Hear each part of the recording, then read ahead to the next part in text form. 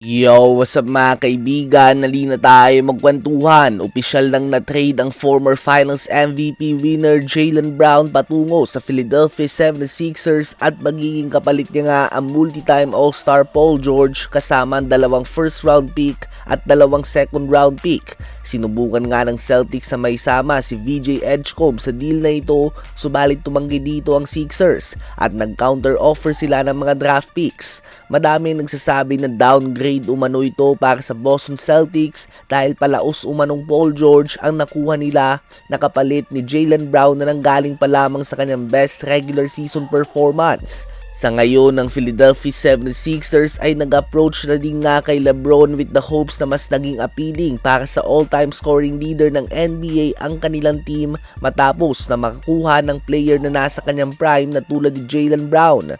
Ang Sixers ngayon ay may projected starting five na ni Tyrese Maxey, VJ Edgecombe, Jaylen Brown, Dean Wade at Joel Embiid. Ano ba masasabi nyo tungkol dito? Habang babalik naman sa Golden State Warriors ang shooter DeAnthony Melton sa isang 2 years 11 million contract with a player option sa huling taon ng kanyang kontrata. Ang Dallas Mavericks naman at ang Memphis Grizzlies ay nagkasundo sa isang trade kung saan mapupunta na nga sa Mavs ang star ng Spain national team Santi Aldama at mapupunta naman sa Memphis Grizzlies si AJ Johnson, isang 2030 protected first round pick mula sa Warriors at dalawang future second round pick. Last season ay nag-average si Santi Aldama ng 14 points and 7 rebounds per game on 28 minutes of playing time, so solid role player nga yan.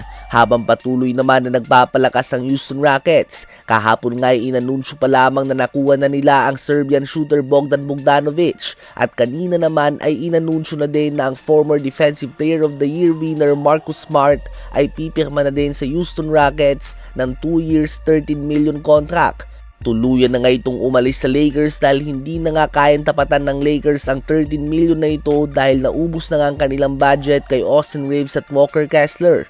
Habang si Mitchell Robinson naman ay lumipat na nga ng team matapos na magkampiyon pa lamang sa New York Knicks ay umangat na nga ang kanyang value at hindi na ito kayang tapatan ng Knicks. Ang isa sa mga pinakamagaling na offensive rebounder sa NBA ay pumirma na ng 3 years 47 million contract sa Eastern Conference rival ng Knicks na Boston Celtics. Bukod sa kanya ay maglalaro na sa kanyang 20th NBA season si Mike Conley matapos na pumirma ng 1 year 3.9 million contract sa Boston Celtics.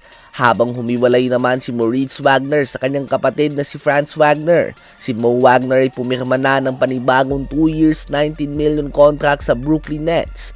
Habang si John Collins naman ay lilipat na din nga sa Detroit Pistons sa isang 3 years 51 million contract. Tiyak na mga gamit nga ito ni Cade Cunningham bilang pick and roll partner, lalo na't gusto na nga ni Jalen Duren na lumipat ng team ngayon.